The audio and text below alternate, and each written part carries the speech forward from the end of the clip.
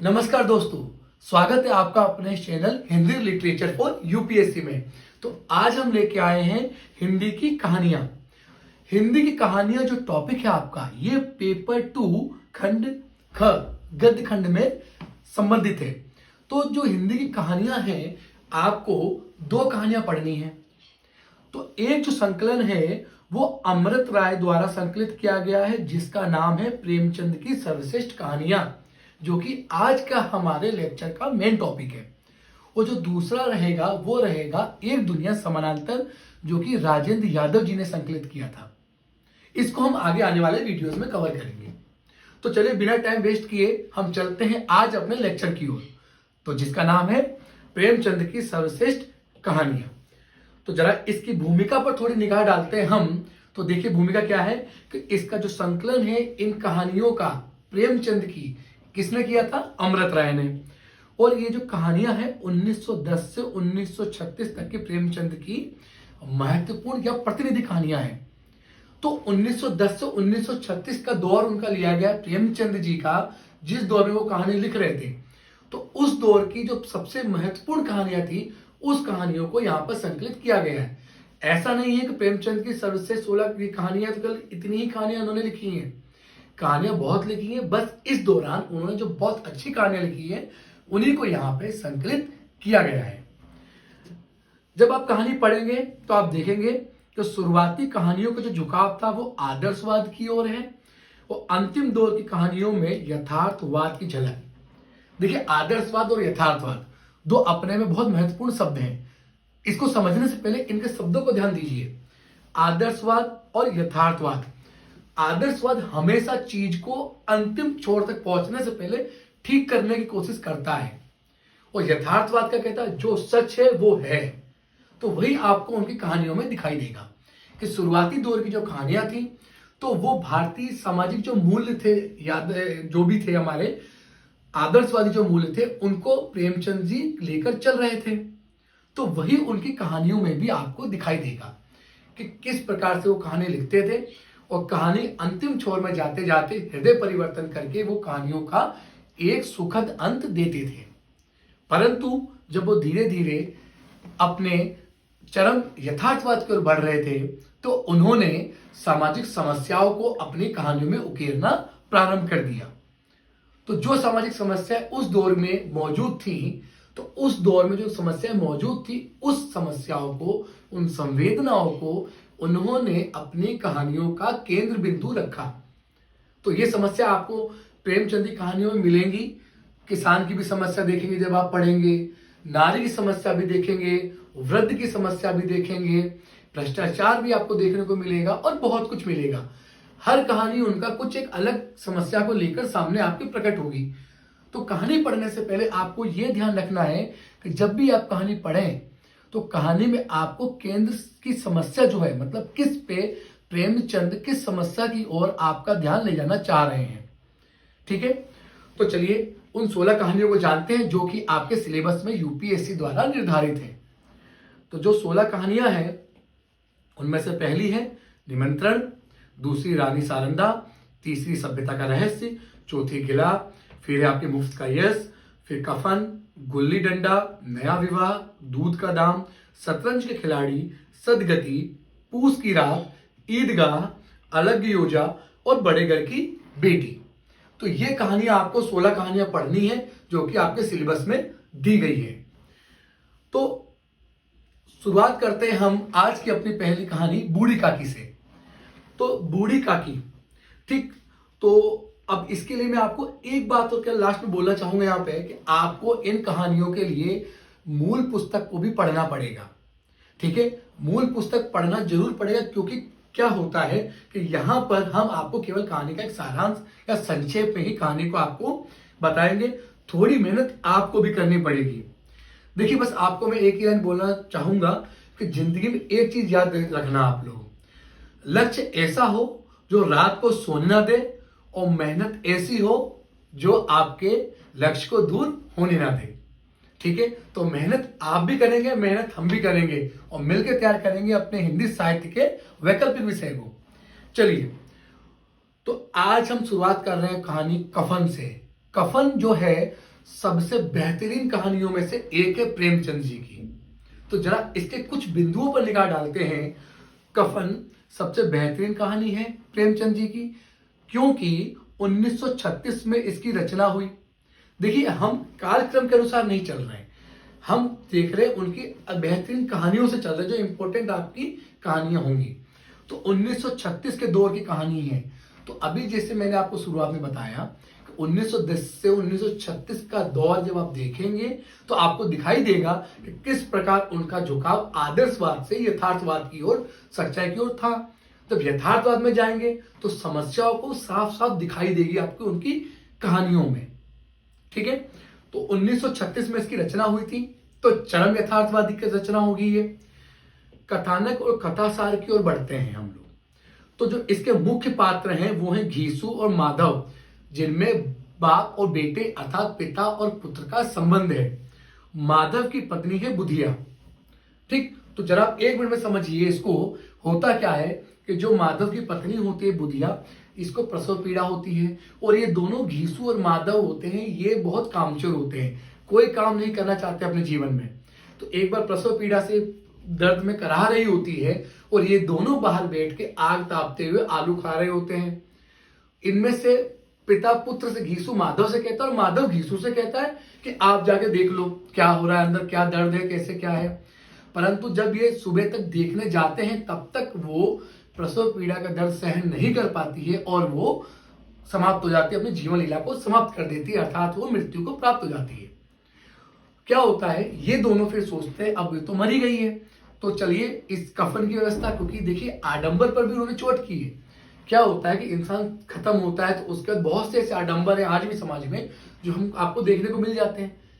ठीक, तो उस पर क्या है कि अब उसको नया कफन की व्यवस्था करनी है। अब ये दोनों तो कुछ काम करते नहीं है, तो इन दोनों ने क्या किया कि उसकी लाश को बाहर लेके आते हैं, पूरे गांव में चंदा इकट्ठा करते हैं, थोड़े थोड़े पैसे सब देते हैं, फिर जाते हैं जमींदार के पास में। जमींदार जी इनको पैसे देते हैं कफन के लिए, लकड़ियों के लिए। ये क्या करते हैं, उस पैसे से रास्ते में जाते समय इनको एक मधुशाला दिखाई देती है, वहां जाकर ये लोग मदिरा पान करते हैं, पूड़ियाँ खाते हैं, सब्जी खाते हैं, मदिरा पान करते हैं, और ये भूल जाते हैं क्या कि हमारे घर पे एक लाश भी रखी जिसका अंतिम संस्कार भी करना है। और वहां बैठ के एक दूसरे की किस्मत को रोते हैं और सोचते हैं हमारे साथ ऐसा क्यों हुआ। ठीक है, बट कहीं पर भी ये अपनी नाकामियत को भी उजागर नहीं करते हैं।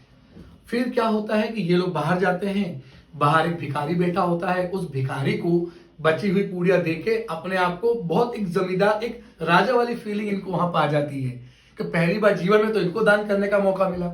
हमेशा जो भीख दे, हमेशा जो आपसे भीख मांगे और वो कहे, पहली बार उसको ऐसा अनुभव हो कि भाई उसने भी किसी को भीख दी, तो सोचिए उसके मन में कितने अच्छे भाव उत्पन्न होंगे।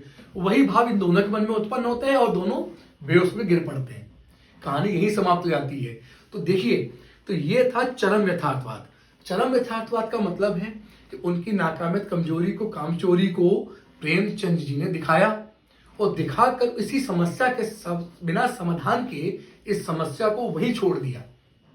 ठीक, अब अगर यही आदर्शवाद से मोह भंग, अगर यही आदर्शवादी कहानी होती तो प्रेमचंद जी हो सकता है उनका हृदय परिवर्तन कर देते, उस पैसे से वो मदिरा पान ना करते, अपनी पत्नी का ध्यान, हो सकता है पत्नी मरती भी ना, ये भी हो सकता है। क्यों हो सकता है वो उनका हृदय परिवर्तन होता, वो कुछ काम भी किया करते। बट उन्होंने क्या किया, समस्या जो थी वास्तविक उसको दिखाया और वही एक अंत में जाके चरम यथार्थवाद पे जाके उस कहानी को छोड़ दिया। ठीक, तो आदर्शवाद से उनका मोह भंग होना शुरू हुआ था। धीरे धीरे धीरे 1920 के बाद से 21, 22, 24 धीरे धीरे जैसे काल बढ़ता गया, वो आदर्शवादी मूल्यों से हटकर यथार्थवादी मूल्यों की तरफ बढ़ने लगे थे। ठीक, अब हम जाते हैं अपनी दूसरी कहानी, बड़े घर की बेटी पे। जो बड़े घर की बेटी है, ये 1910 में इसकी रचना हुई थी। तो आप खुद इस बात से अंदाजा लगा सकते हैं कि अगर 1910 में, अर्थात ये प्रेमचंद जी का शुरुआती दौर है, अगर आप शुरुआती दौर की कहानियों को देखेंगे तो कहानी कैसी होगी आपकी, कहानी होगी आदर्शवादी, अर्थात इस कहानी में कहीं ना कहीं सब एक सुखांत अंत देखने को मिलेगा। तो जरा बात करते हैं हम इस कहानी के कथानक की ओर। तो इस कहानी के जो मुख्य पात्र हैं वो बेनी माधव, जो कि एक जमींदार हैं। इनके दो पुत्र हैं, श्री कंठ सिंह और लाल बिहारी सिंह। दो पुत्र श्रीकंठ सिंह और लाल बिहारी सिंह। इनकी श्रीकंठ सिंह की पत्नी है जिसका नाम है आनंदी, और जो आनंदी है वो एक सच में बड़े घर की बेटी होती है। उसका विवाह होके श्रीकंठ सिंह से विवाह होता है और वो जमींदार बेनी माधव के घर आ जाती है। ठीक, एक बार क्या होता है कि घी के अपव्यय को लेकर, मतलब घी की कमी को लेकर लाल बिहारी सिंह आनंदी से कुछ कह देता है। आनंदी उसको जवाब दे देती पलट के, तो वो अपनी खड़ाऊ अर्थात चप्पल को आनंदी को फेंक के मार देता है। ये बात आनंदी को बहुत बुरी लगती है और वो यही बात अपने पति श्रीकंठ सिंह को बोल देती है। तो श्रीकंठ सिंह गुस्से में अपने छोटे भाई से, पिता से बोल देते मेरे को अलग होना है, सब अलग, मतलब जहां पर परिवार टूटन की एक समस्या उत्पन्न होती दिखाई गई। उसके बाद क्या होता है कि आनंदी खुद सोचती है कि ये शायद गलत हो रहा है, कि इतना भी अब ठीक है, उसका हृदय परिवर्तन अगर हो गया है बिहारी सिंह का, उसको गलती का एहसास हो गया है, तो यहां आकर वो लाल बिहारी सिंह को माफ कर देती है। वो अपने पति से कहती है कोई बात नहीं, अब हम घर छोड़ के नहीं जाएंगे, हम यहीं रहेंगे। तो श्रीकंठ सिंह भी देखते जब पत्नी ऐसी बात कह रही है तो सब चीज ठीक हो जाती है। ये बात सुन के जमींदार बहुत खुश होते हैं। अंत में एक बात बोलते हैं, ये होती है बड़े घर की बेटी। तो यहां पर इस कहानी में आपने देखा कि किस प्रकार एक हृदय परिवर्तन लाल बिहारी सिंह का दिखाया जाता है कि उसको अपनी गलती का एहसास होता है, तो वो भी मानता है इस बात को मैंने गलत किया, अपने भाई भाभी से माफी मांगता है। और फिर सबसे बड़ी चीज दिखाई जाती है आनंदी की। आनंदी का बड़प्पन देखिए, आनंदी ने अपनी बेइज्जती को सहन करके उसका भी हृदय परिवर्तन होता है और वो समस्या एक सुखद अंत पे समाप्त हो जाती है। तो कहानी का सुखद अंत आपको देखने को मिला इसमें भी। तो ये स्टार्टिंग की कहानी है। ठीक, तो यहां पर भी देखते हैं आप संयुक्त परिवार और आदर्शवाद के चलते हृदय परिवर्तन। तो ये आदर्शवादी मूल्य इनके ऊपर हैवी थे, प्रेमचंद जी के ऊपर। तो संयुक्त परिवार जो टूटन दिखाई गई थी, टूटन उसको टूटने से रोका है, ये आदर्शवादी मूल्य है। इसके बाद हम बढ़ते हैं अपने अंतिम कहानी की ओर, बूढ़ी काकी। बूढ़ी काकी जो है वो 1921 में इसकी रचना हुई थी। तो 1921 में इसकी अगर रचना हुई है तो ये आदर्शवादी और यथार्थवादी जो दौर चल रहा है इसके बीच का एक संक्रमण है। 1921 को धीरे धीरे उनका परिवर्तन होना शुरू हुआ। तो इसके अगर कथानक और कथासार की बात करते हैं तो इसमें क्या होता है, बूढ़ी काकी होती है, उनका एकमात्र भतीजा होता है पंडित बुद्धिराम, उनकी पत्नी होती है रूपा। पंडित और बुद्धिराम और रूपा की दो संतानें होती हैं, लाडली और सुखराम।